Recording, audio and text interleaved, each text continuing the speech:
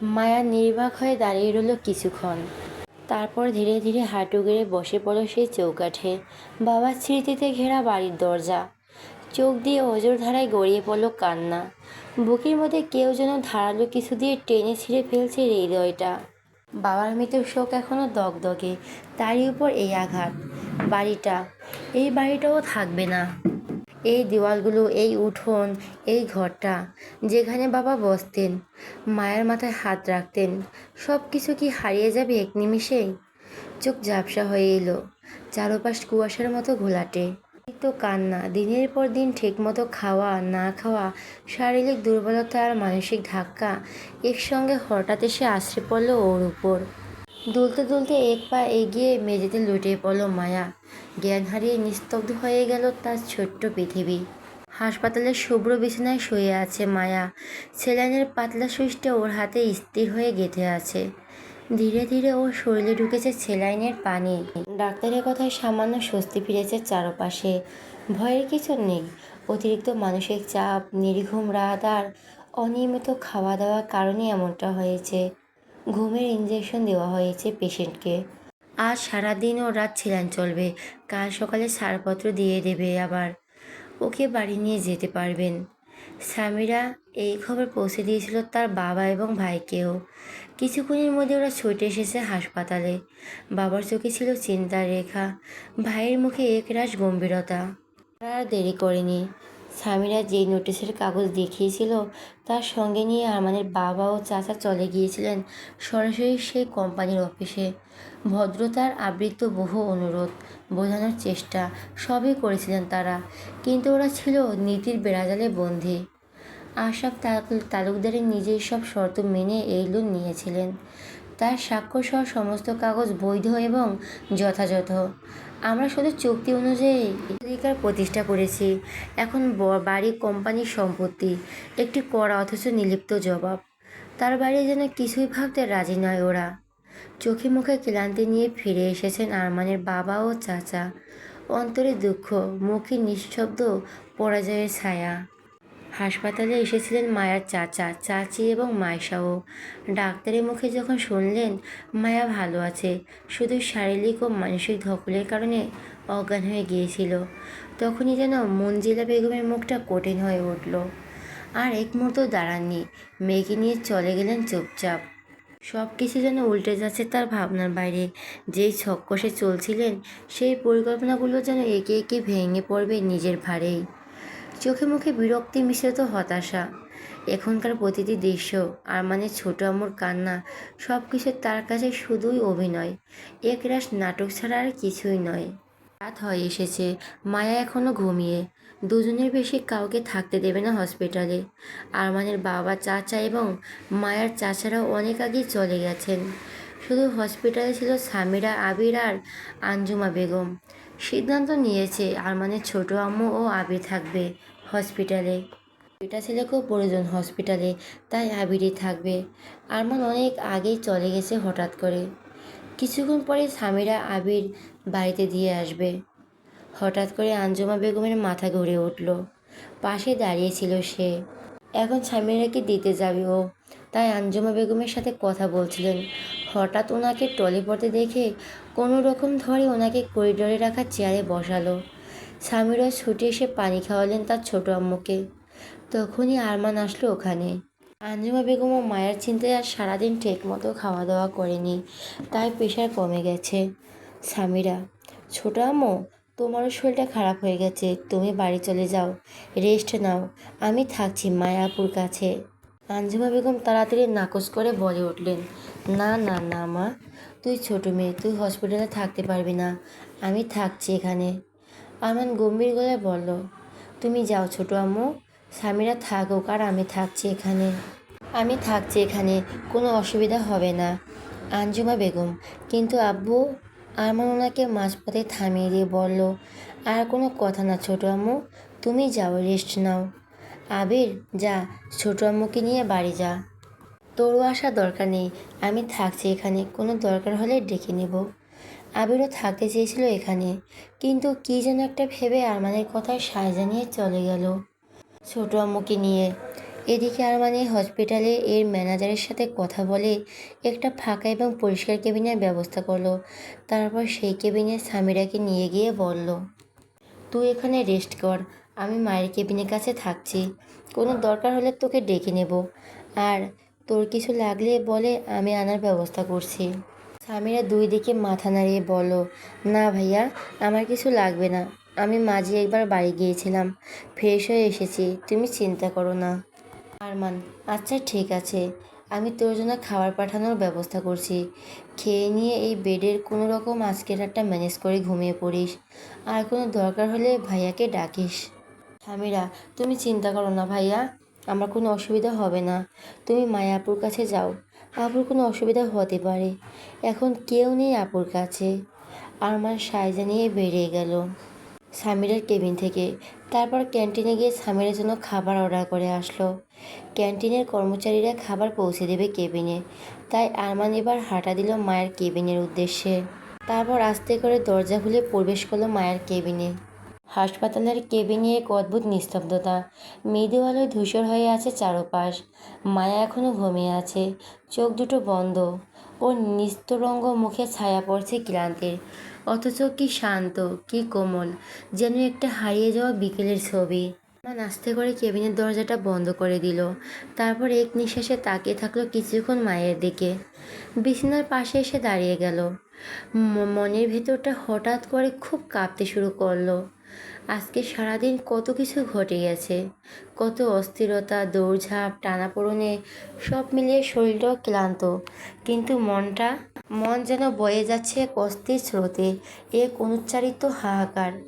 আরমান চুপ করে একটা চেয়ার টেনে বসে গেল বিছানার পাশে। হাতটা বাড়িয়ে রাখলো খুব ধীরে, খুব নরম করে ছুঁয়ে রাখলো মায়ের হাতের পাশে। তবে ছোঁয়া নয়, কেবল অনুভব। ওর হাতে সেলাইনের সুইচ গাঁথা, তাই সাহস হয়নি পুরোপুরি ধরার। মাঝে মাঝে ওর নিঃশ্বাস ভারী হয়ে ওঠে, বুকটা ধীরে ধীরে ওঠানামা করে। কপালে এলোমেলো কিছু চুল পড়ে আছে, যেন ক্লান্ত মুখটা প্রশান্তিকে নষ্ট করে দিচ্ছে।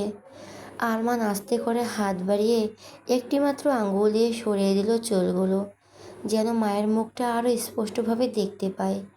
কিন্তু ওই সেই মৃদু ছোঁয়াতেই মায়া হঠাৎ ঘুমের ঘোরেই ভয় পেয়ে শরীরটা ঝাঁকুনি দিয়ে উঠল। আমান কেঁপে উঠল ওর এমন প্রতিক্রিয়ায়। তাড়াতাড়ি করে কপাল থেকে হাতটা সরিয়ে নিল, যেন অপরাধ করে ফেলেছি এমন ভঙ্গিতে।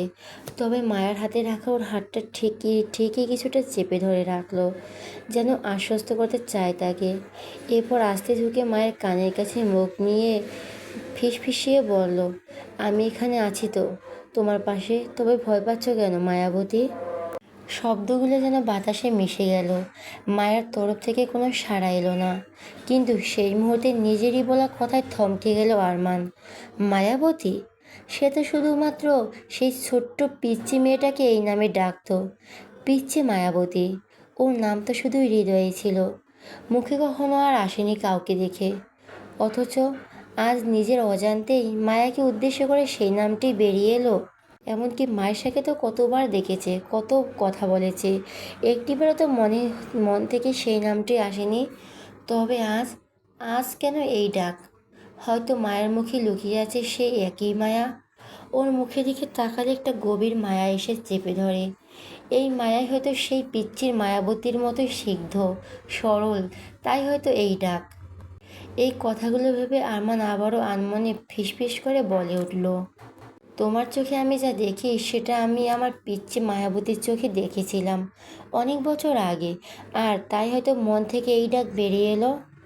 আরমান নিজের সাথে কি হচ্ছে বুঝতে পারছে না।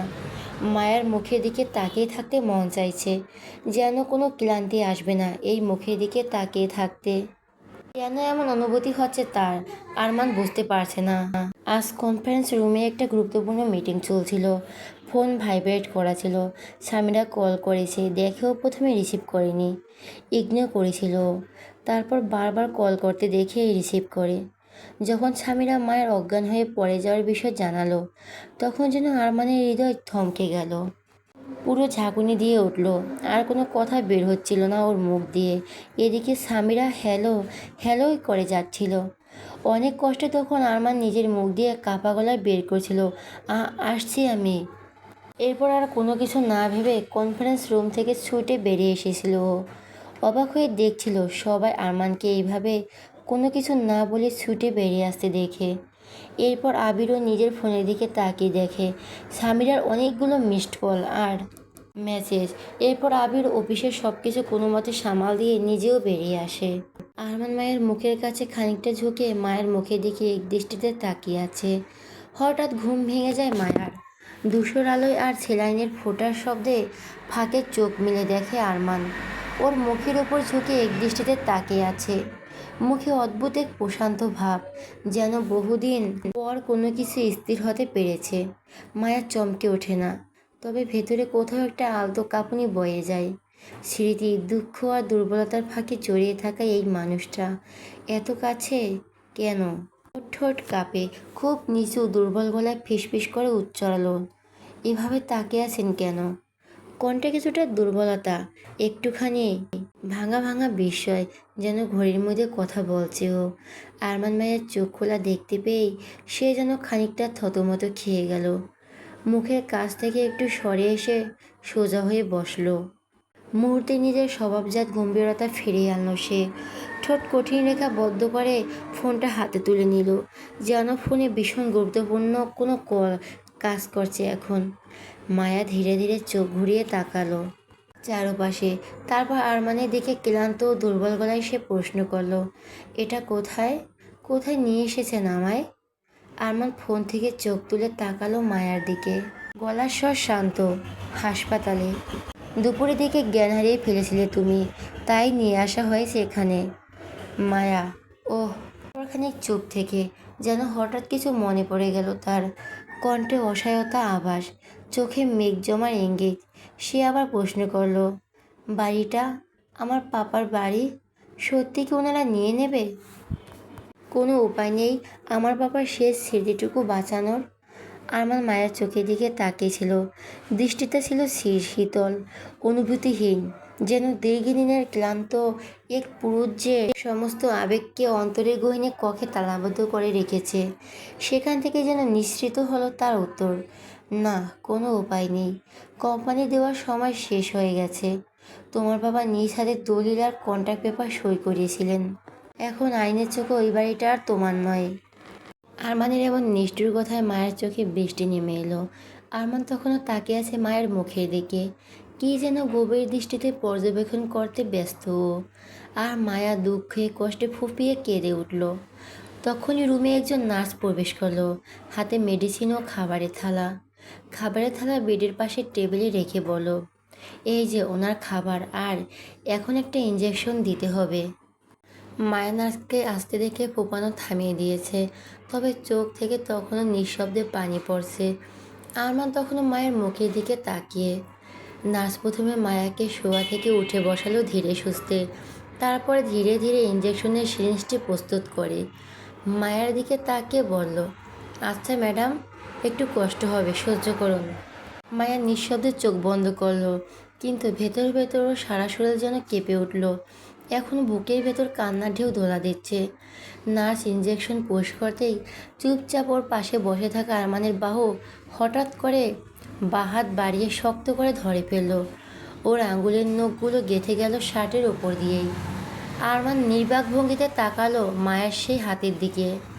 ওর চোখে ধরা পড়ল মায়ের চোখের ভেতরে জমে থাকা আতঙ্ক ছায়া। ঠোঁট দুটো কেঁপে কেঁপে উঠছে মায়ার। নিজের হাতের উপর আরেকটা হাতের অস্তিত্ব পেতেই ধীরে চোখ খুলল মায়া।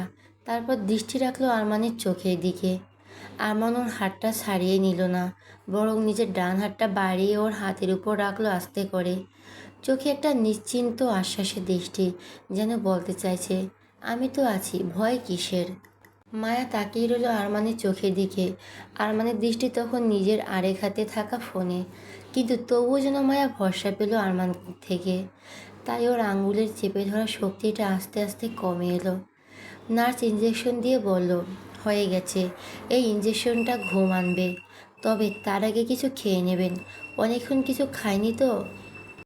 নার্সের কথায় ঘোর কাটলো মায়ার। কিভাবে যে ইঞ্জেকশন দিল নার্স কি জানে, ওদের কিছুই বুঝতে পারলো না যেন। ধীরে আরমানের বাহু থেকে হাত চড়িয়ে আনলো মায়া। নার্স খাবার থালাটা বিছানার পাশে রেখে কেবিন থেকে বেরিয়ে গেল। আরমান ওর মোবাইলটা পাশের টেবিলে রেখে চোখ মেলে তাকালো থালার দিকে, তারপর আবার মায়ের মুখের দিকে। মায়া মাথা নিচু করে নিজের কোলের দিকে দৃষ্টি রেখেছে, যেন শূন্য দৃষ্টিতে কি কত কিছু খুঁজে বেড়াচ্ছে। চোখে কোনায় জমে থাকা অশ্রু তখনও শুকিয়ে যায়নি। আরমান ধীরে ধীরে খাবারের থালাটা টেনে কাছে আনলো। থালার মধ্যে একটা মাঝারি সাইজের বাটিতে স্যুপ রাখা। আরমান চামচে কিছুটা স্যুপ তুলে মুখে কিছু না বলে চামচটা মায়ের মুখের কাছে ধরলো। মায়া মুখ তুলে চাইলো আরমানের দিকে, তারপর বলল, আমি নিজে খেয়ে নেব। আরমান বিরক্ত না হয়ে গম্ভীর গলায় বলল, ডান হাতে ছেলাইন চলছে, বাঁ হাত দিয়ে চামচ ঠিক মতো ধরতে পারবেন না, তাই বেশি না বকে চুপচাপ খেয়ে নাও। মায়া দু চোখে অভিমান আর ক্লান্তির মিশ্র ছায়া, যেন কাঁদতেও ক্লান্ত, বিরোধও করছে, ইচ্ছে করছে না। তবু বলো, এখন এতিম হয়ে গেছি বলে দয়া দেখাচ্ছেন? আরমানের চোখে চোখ রেখে তাকিয়ে রইল একটুখানি, তারপর মুখটা গম্ভীর থেকে গম্ভীর করে বলল, ভেবে নাও তাই, আমার সময়ের একটা দাম আছে, তাই ফালতু বকবক না করে আমার সময় নষ্ট করবে না। মায়া ছলছল চোখে বলে উঠল, হ্যাঁ, আপনার তো সময়ের অনেক দাম, তাহলে এখানে এসেছেন কেন? এতক্ষণ ছিলেনই বা কেন? আরমান এতক্ষণ চামচটা আবারও বাটিতে নামিয়ে নিয়েছে, মুখ তখনও গম্ভীর। গম্ভীর গলাতে বলল, মনে রাখবে, এই আরমান শাওরিয়ার কোনো কাজ নিজের স্বার্থ ছাড়া করে না। মায়া, আমার খেয়াল রাখার পিছনে আপনার কী স্বার্থ আছে মিস্টার আরমান শাওরিয়ার? আরমান এবার ধমকে উঠল মায়াকে, জাস্ট স্টপ ইট মায়া, আমি তোমার সব কথার উত্তর দিতে বাধ্য নই, চুপচাপ খেয়ে নাও। আরমানের ধমকে ভয় পেয়ে চমকে উঠল মায়া, থমকে রইল খানিকটা। আরমান নিজের কথা শেষ করে আবার চামচে খাবার তুলে নিয়ে মায়ের মুখের সামনে ধরেছে। মায়া একবার চামচের দিকে তাকালো, তারপর আরমানের চোখে। সেই চোখে কোনো মায়া নেই, কোনো অনুরোধও নেই, কিন্তু অদ্ভুত এক নিঃশব্দ জোর অধিকার রয়েছে, যেন মায়া বাধ্য আরমানের কাছে। এরকম অনিচ্ছা সত্ত্বেও মায়া আস্তে করে মুখ খুলল। দুজনেই চুপ। কেবিনে তখন শুধু ছেলানের ফোঁটার শব্দ, ঘড়ির টিকটিক, আর এক অজানা আবেগের নিঃশব্দ স্রোত। আরমান যত্র করে একে একে মায়াকে খাইয়ে দিতে লাগলো। কোনো কথা নেই, তাড়া নেই, শুধু নিঃশব্দে এক মনোযোগ খাবার তুলে দিচ্ছে, যেন সেই মুহূর্তে এই কাজটি পৃথিবীর সবচেয়ে গুরুত্বপূর্ণ কাজ। মায়া ওর মুখের ভেতর খাবার গিলে নিতে নিতে মনে মনে ভাবছিল, এই মানুষটা কি শুধু নিজের স্বার্থের জন্য ওর এতটা যত্ন করছে? এই সব কিছু কি শুধুই দয়া, নাকি অন্য কোনো কিছু আছে যেটাও বুঝতে পারছে না? কিছু প্রশ্ন কখনো চাইলেও মুখে আনা যায় না, হৃদয়ে ঘুরপাক খায়। মায়ের খাওয়া শেষ। আরমান তার হাতে কিছু না লাগা সত্ত্বেও ওয়াশরুম থেকে হাত ধুয়ে আসলো। মায়া চোখ মুখ কুঁচকে বলল, আপনার হাতে তো কিছুই লাগেনি, তাও হাত ধুলেন যে? আরমান মায়ের এই কথায় কোনো উত্তর দিল না, চুপচাপ কেবিন থাকা সোফাটায় বসলো। যা দেখে মায়া মুখ বাঁকালো। আরমান তা আর চোখে দেখলেও কিছু বলল না। মায়া মিনমিন করে বলল, নার্সকে একবার ডেকে দিন না। আরমান গম্ভীর গলায় বলল, কেন? মায়া আবারও মিনমিন করে উত্তর দিল, ওয়াশরুমও যাবো একবার। আরমান চট করে উঠে দাঁড়ালো, তারপর কোনো কিছু না ভেবেই বলল, চলো আমি দিয়ে আসছি ওয়াশরুমে। মায়া অবাক হয়ে গেল, চোখ গোল গোল করে বলল, কি, আপনি আমার সাথে যাবেন মানে? আরমান কোনো কিছু না বুঝতে পেরে ভুরু কুঁচকে বলল, হ্যাঁ, আমি তো বলেছি দিয়ে আসবো ওয়াশরুমে, এত এত অবাক হওয়ার কী আছে? মায়া এবার কিছুটা লজ্জা পেল, মাথা নিচু করে নিল ও, তারপর আমতা আমতা করে বলল, তা তো ঠিক, কিন্তু শুধু দিয়ে আসলে তো আর হবে না, দাঁড়িয়েও থাকতে হবে, কারণ এই স্যালাইনটা বোতলটা নিয়ে যেতে হবে। আমার এক হাতে স্যালাইনের সুচ গাঁথা, আরও অন্য হেল্প লাগবে আমার। আমার এতক্ষণে বুঝতে পারলো সব কিছু, আর এতে নিজের বিব্রতকর অবস্থায় পড়ে গেল ও।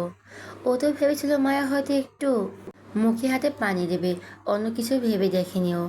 আমান কিছু না আমতা আমতা করে বলো, মানে দাঁড়িয়ে থেকে স্যালাইন বোতল ধরে, আর তুমি মানে আমি তোমার? মায়া চোখ তুলে এক ঝলক তাকালো। এবার আরমান যেন পাথর, মুখ গম্ভীর রাখার চেষ্টা করলো, ভেতরে ঝটকা খেয়ে বোঝাই যাচ্ছে। সে এক ঝাটকে বলে উঠল, আমি নার্সকে ডেকে দিচ্ছি। আমান কথাটা বলেই যেন নিঃশ্বাস ফেলার ফুরসত না পেয়ে তাড়াহুড়া করে কেবিন ছেড়ে বেরিয়ে গেল। যেন মুহূর্তে হারিয়ে যেতে চায় এই বিব্রতকর পরিস্থিতি থেকে, যেটা ওর চিরচেনা গম্ভীর্যের দেওয়ালে একটা সরু ফাটল ধরিয়ে দিয়েছে। আরমান চলে যেতেই কেবিনে ফিরে পেল নিস্তব্ধতা। সেই নীরবতার ভিতরে মায়ের ঠোঁটে এক অচেনা হাসির রেখা, যেটা তার সমস্ত কষ্ট, ক্লান্তি, শোকের গহ্বর পেরিয়ে এক আনাবিল কোমলতায় ঝিলমিকি করে উঠল। কাঠখোট্টা গম্ভীর মানুষটির ভেতরে যে এতখানি অবুঝ মানুষের স্পর্শ লুকিয়ে থাকে তা বুঝতে পেরে যেন একটুখানি আলো ছুঁয়ে গেল তার ভেতরের মেঘলা আকাশে। কিছুক্ষণ পরে কেবিনে প্রবেশ করলো একজন নার্স, কণ্ঠে পেশাগত সৌন্দর্য, মুখে একগাল হাসি। কী হেল্প লাগবে ম্যাম? মায়ের চোখ তুলে তাকে ধীরে সরে জানালো, ওয়াশরুমে যেতে চাই। নার্স সহানুভূতি ভঙ্গিতে এগিয়ে এসে নরম হাতে বেড থেকে নামতে সাহায্য করলো তাকে। সেলাইনের পাইপ সামলে ধীরে ধীরে উঠে দাঁড়ালো মায়া, কিন্তু ঠিক তখনই নিজের দিকে এক ঝলক তাকিয়ে তার বুকের ভেতর হঠাৎ করে শূন্যতায় এক হালকা ঢেউ খেলল। পরনে হাসপাতালের নরম আকাশি রঙের পোশাক, গলার কাছে খোলা, বুক জুড়ে ফাঁকা, কোথাও নেই চেনা ওড়নার আড়াল। মুহূর্তে তার মুখে ছায়া পেল রক্তিমতায়, লজ্জায় টকটকে হয়ে উঠল দুই গাল। ভাবতে কেমন হোঁচট খেল তার মন। এই বেশি কি সে এতক্ষণ ছিল আরমানের সামনে? চোখ নামে চুপচাপ দাঁড়িয়ে রইল সে। মনের গভীরে অদ্ভুত এক অনুভূতি ঢেউ বয়ে গেল, লজ্জা, অস্বস্তি, আবার যেন কোথাও একটা অচেনা স্পর্শ, নরম হয়ে আসা হৃদয়ের পরত। সকালের নরম আলো নিঃশব্দে জানালার ফাঁক গলে কেবিনের ভেতর ঢুকে পড়েছে। সাদা দেওয়ালের ওপর ঝরে পড়া সেই আলোক ছায়া এক অদ্ভুত শান্তি ছড়িয়ে দিচ্ছে গোটা ঘরে। দূর থেকে ভেসে আসছে কিছু নাম না জানা পাখির কিচিরমিচির শব্দ। আর বাইরের রাস্তায় শুরু হয়েছে দিনের প্রথম গাড়ি চলা, নিয়মিত কিন্তু বিরক্তিকর এক শব্দের ধারা। আরমান এখনো সোফায় বসে ঘুমিয়ে, মাথাটা একদিকে হেলে পড়ে আছে, মুখে হালকা ক্লান্তির ছাপ। সূর্যের আলো তার মুখে এসে পড়তেই সে একরাত চোখ কুঁচকে নিল বিরক্তিতে। একটু পরে ধীরে ধীরে চোখ মেলে তাকালো চারদিকে, প্রথমে অস্পষ্টভাবে, তারপর ধীরে সোজা হয়ে বসে পড়ল। দৃষ্টি গিয়ে পড়ল সাদা চাদরে মুড়ে গলা অবধি টেনে রাখা সেই মেয়েটি, যেন এক নিঃশব্দ দুঃখের অবনয় হয়ে ঘুমিয়ে আছে। চোখ বুজে আছে, তবু চোখের কোণার চারপাশে চাপা ক্লান্তি, মুখে এক ধরনের বিষণ্ণতা যা ঘুমের মাঝেও স্পষ্ট। সে শান্ত মুখখানা দিকে তাকিয়ে আরমানের চোখে খানিকের জন্য ঝিলিক দিয়ে উঠল এক অদ্ভুত অনুভূতি, কেমন যেন বোধের অতলে নেমে যাওয়া একটি নরম ঢেউ। এক মুহূর্তের জন্য আরমান অনুভব করলো এই মেয়েটি যে যতটা বুঝেছে তার চেয়ে অনেক বেশি কিছু লুকিয়ে আছে মায়ার ভেতরে। অনেক না বলা কথা, অনেক চাপা কান্না এবং হয়তো কোথাও লুকিয়ে থাকা এক অপূর্ব অপেক্ষা। কাল রাতে নার্স কেবিন ছেড়ে বেরিয়ে যাওয়ায় অনেক পরে সে আবারও কেবিনে ফিরে এসেছিল। ততক্ষণে মায়া ঘুমিয়ে পড়েছে, হয়তো ওষুধের ঘরে কিংবা দিনের সমস্ত ক্লান্তি আর হৃদয়ের দহন মিলিয়ে এক ধরনের গভীর ঘুমে ডুবে গেছে। আরমান চুপচাপ সোফায় বসে নিজের মোবাইলে ইমেল চেক করছিল। তখন সব কিছু স্ক্রিনের পাতায় পাতায় ভেসে উঠছিল, কিন্তু ঠিক কখন যে তার নিজের চোখ বুজে এসেছে সে নিজেও জানে না। আরমান ধীর পায়ে সোফা থেকে উঠে হাঁটা দিল ওয়াশরুমের দিকে। চোখে মুখে এখনো ঘুমের আবেশ, শরীরে ক্লান্তির রেখা। কয়েক মিনিট পর ওয়াশরুম থেকে বেরিয়ে এলো সে, হাতে নিজের রুমাল, নিঃশব্দে ভেজা মুখ আর হাতে মুছে নিচ্ছে। ঠিক তখনই ঠক ঠক আওয়াজে কেবিনের দরজায় টোকা পড়ল। সাথে সাথে শোনা গেল এক চেনা কণ্ঠ, আসতে পারি? আরমান মুখ না তুলে স্বাভাবিক গম্ভীর বজায় রেখে ছোট্ট করে উত্তর দিল, হুম। দরজাটা খুলে ভেতরে ঢুকলো আবির, মুখে স্বাভাবিক এক প্রাণবন্ত হাসি, হাতে একটা ছোট্ট ব্যাগ। আরমান ওর দিকে না তাকিয়ে বলো, তুই তো সকালে এখানে? আবির হাসি মুখে উত্তর দিল, তোদের এখানে রেখে নিজের বিছানায় ঘুমোচ্ছিল না রে ভাই, তাই ভাবলাম এসে একটু দেখে যাই। আরমান ধীরে ধীরে সোফায় বসে পড়ে বলল, তারপর ওর দিকে ভুরু কুঁচকে তাকিয়ে জিজ্ঞেস করলো, এত সকালে তোকে ঢুকতে দিল কে? এই নার্সিংহোম তো খুব কড়া। আবির দাঁত কেলিয়ে হেসে বলল, আরে আরমান শাহরিয়ার বলে একটা নাম আছে না, সে পাওয়ার খাটিয়েছি। এই কথায় হালকা এক বাকি হাসি খেলে গেল আরমানের ঠোঁটে, কিন্তু মুহূর্তেই মৃদু আওয়াজে তাদের দৃষ্টি চলে গেল বেডের দিকে। মায়া ধীরে ধীরে উঠে বসার চেষ্টা করছে, চোখে ঘুম আর ক্লান্তির ছায়া। এই সঙ্গে সঙ্গে ব্যাগটা নামিয়ে রেখে ওর পাশে এগিয়ে এলো, নরম হাতে সাহায্য করলো বালিশে ভর দিয়ে ঠিকঠাক হয়ে বসতে। আরমান চোখ সরিয়ে নিল, কিন্তু তীক্ষ্ণ দৃষ্টিতে পুরো দৃশ্যটা যেন গেঁথে নিল ভেতরে ভেতরে। মায়া মুখ তুলে তাকিয়ে দুর্বল কণ্ঠে বলল, তুমি কখন এলে ভাইয়া? আবির পাশে রাখা টুলটা টেনে নিয়ে বসলো, চোখে ছিল একরাশ ছেনো। কণ্ঠে ছিল অভ্যস্ত দায়িত্ববোধ। এই তো এইমাত্র এলাম, এখন কেমন আছো তুমি? মায়ের মাথা একটু নেড়ে ছোট্ট করে জবাব দিল, ভালো আছি। আবির কিছুটা ঝোঁকে মৃদু কণ্ঠে আবার জিজ্ঞেস করলো, সত্যি ভালো আছো তো? কোনো অসুবিধা না বা কষ্ট হচ্ছে না তো? বলো আমাকে, তাহলে আমি সরাসরি তার সঙ্গে কথা বলবো। মায়ের চোখ নামে বলো, না ভাইয়া, এখন আর কোনো কষ্ট হচ্ছে না, ঠিক আছে। ওদের কথোপকথনের মাঝখানে একটা মুহূর্তের জন্য থেমে গেল গভীর এক নীরবতা। আবিরের চোখে বনসুলভ ছিল আর মায়ের কণ্ঠে ধরা পড়ে এক অনুচ্চর্চিত কৃতজ্ঞতা, যা সে প্রকাশ করতে পারছে না, শুধু অনুভব করছে। আরমানের কেন জানি বিরক্ত লাগলো সব কিছু, তাই কোনো কিছু না বলে গম্ভীর মুখে বেরিয়ে গেল। আবির ও মায়া তাকিয়ে রইল যাওয়ার দিকে। সকাল 10টা, ডাক্তারের চেক আপ শেষ, সব রিপোর্টার আশ্বস্ত করেছে মায়ের শারীরিক অবস্থা ভালো। সেলাইনের ক্যানুলা খুলে দেওয়া হয়েছে তার হাত থেকে। হালকা ব্যথা রয়ে গেছে সূচের প্রবেশপথে, কিন্তু সে ব্যথার চেয়েও বড় যে ক্ষত, তা ছিল মনের গভীরে। এখন মায়া আবিরকে নিয়ে আসা বাড়ির পোশাক পরে প্রস্তুত হয়েছে হসপিটাল ছাড়ার জন্য। চোখে মুখে ক্লান্তি থাকলেও সাজানো রয়েছে এক ধরনের নির্লিপ্ত, যেন কোনো কিছুতেই আর অবাক হওয়ার মতো কিছু বাকি নেই তার জীবনে। ওদিকে আবির আর আরমানের বাবা আনোয়ার সাহেব গিয়েছেন ডিসচার্জের যাবতীয় ফর্মালিটি পূরণ করতে। আনোয়ার সাহেব একটু আগে যখন বললেন, তোকে নিতে এসেছি মায়া মামনি, আজ থেকে তুই আমাদের বাড়িতে থাকবি আমার মেয়ে হয়ে, তখনই বুকের ভেতর কোথা থেকে যেন এক গোপন হাহাকার ছাড়িয়ে পড়ল মায়ার। চোখ ভিজে উঠল, কোনো কিছু বলার আগে নিঃশব্দে গড়িয়ে পড়ল এক ফোঁটা অশ্রু। একটানা তাকিয়ে রইল সামনে দেওয়ালে, যেন সেখানে লুকিয়ে আছে তার সমস্ত অতীত, সমস্ত স্মৃতি। তার চাচা চাচি নাকি আজ সকালে চলে গেছেন, তার সাথে দেখা না করে হয়তো ভয় পেয়েছে যদি এখন মায়ের দায়িত্ব তাদেরকে নিতে হয়। মনের ভেতর হঠাৎ করে ঝাঁপিয়ে পড়লে একটাই সত্য, যে সে এখন এতিম। মাথার উপর ছাদ নেই, নিজের বলতে এমন কিছুই অবশিষ্ট নেই ওর। এমনটা যেতে রাজি হয়নি সে আরমানদের বাড়িতে। ভেতরের এক গোপন দ্বিধা, এক অদ্ভুত অস্বস্তি তাকে আটকে রেখেছিল। কিন্তু আনোয়ার সাহেবের ধৈর্য ধরে বুঝিয়েছিলেন মায়াকে, মনে করিয়ে দিয়েছিলেন সেই মুহূর্তটা যেদিন হাসপাতালে বসে তার প্রিয় বন্ধু মায়ার বাবা নিজের কাপা হাতটা মেয়ের হাত দিয়ে ছাড়িয়ে তুলে দিয়েছিল আনোয়ার সাহেবের হাতে। নিঃশব্দে গভীরে কাস্তার ভর করে বলে গিয়েছিল, আমার একমাত্র মেয়েটার দায়িত্ব তোর হাতে তুলে দিলাম, এখন থেকে তুই ওর বাবা, দেখে রাখিস আমার মেয়েটাকে।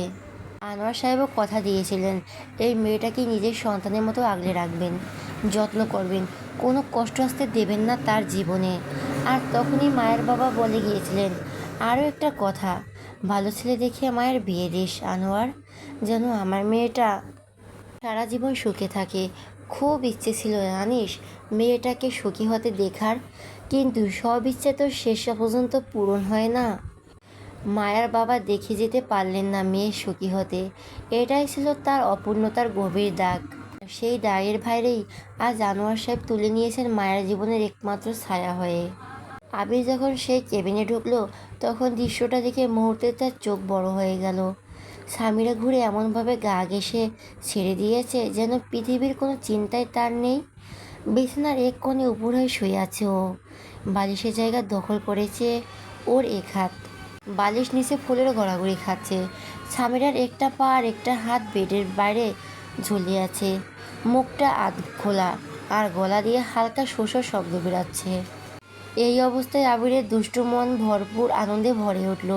সঙ্গে সঙ্গে পকেট থেকে ফোন বের করলে ফটাফট কয়েকটা ছবি তুলে ফেললো সামিরার এই রাজকীয় ঘুমের। তারপর ওর মানিব্যাগ থেকে একটা ছোট্ট কাগজ টুকরো বার করে পাকিয়ে সরু বানিয়ে নিঃশব্দে সামিরার কানে খোঁচাতে শুরু করলো। ঘুমে বিঘ্ন করতে সামিরা বিরক্ত মুখে হাত নেড়ে আবিরের হাত সরিয়ে দিল। কিন্তু আবির থেমে থাকার ছেলে না। আবিরও একই কাণ্ড করলো। এদিকে সামিরা পাশ ফিরতে দেখলো এক পাশে ধপ করে বিছানা থেকে নিচে পড়ে গেল। উফ মা গো! একটা ঝাঁকে খেয়ে হঠাৎ চেঁচিয়ে উঠল সে। আবির তো হাসতে হাসতে গড়াগড়ি খাওয়ার দশা। সামিরা ততক্ষণে চোখ কচলাতে কচলাতে ফ্লোরে উঠে বসে বোকার মতো তাকিয়ে রইল ওর দিকে। তারপর ধীরে ধীরে মাথার বুদ্ধি ফিরতেই দাঁত খিচিয়ে তেড়ে এলো আবিরের দিকে। এই তুমি নিশ্চয় কিছু করেছো, তাই না? আমি এমনি এমনি পড়ে যাব না। রাগে মুখ লাল করে চেঁচিয়ে উঠল সামিরা। আবির কোনো মতে নিজের হাসি থামিয়ে বলল, আরে না রে, আমি কি করব? তোকে ডাকার জন্য এসেছিলাম। তোকে ডাকার সাথে সাথে তুই নিজেই পড়ে গেলি, এতে আমার কি দোষ?